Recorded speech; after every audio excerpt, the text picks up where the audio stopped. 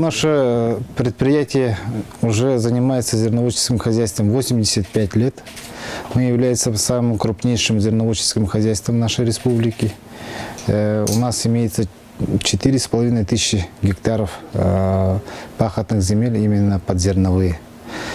В настоящее время мы намерены с этого года переводиться уже как семенное хозяйство, чтобы уже для населения, для хозяйств республики поставлять семенное зерно до 2500 тонн.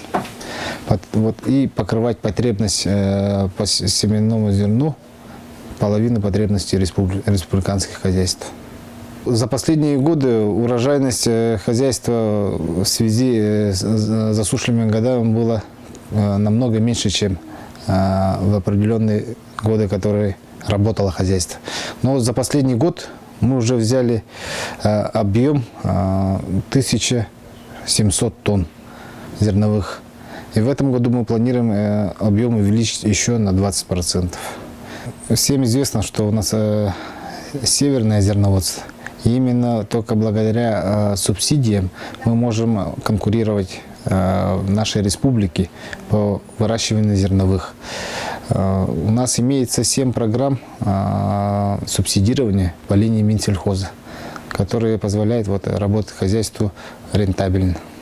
Я Артемьев Семен Петрович. В этом хозяйстве работаю с 1981 года, после окончания школы и курсов трактористов. Работаем на посеве, обработке, в основном, уборку урожая. В зимнее время у нас сейчас, нынче будем готовить лес на изгородь, на и жерди, на и дрова, там, работникам, на котельные дрова заготавливаем. Стровой лес получается. Летний период на полях, а зимой лес, дрова. Вот такие потребности. На потребность хозяйства в основном. Подготовка техники. И если на поле, то там обед на поле привозят, все так. 10-12 часовой рабочий день летом. Посевная уборочная без выходных. Так всю жизнь так и проработали. Можно сказать, что прожил не зря, поработал. Дом построил. Эти последние года плохо было с урожаем, поэтому не зарплатой, проблемы с зарплатой. Была засуха, как Арман Сергеевич сказал.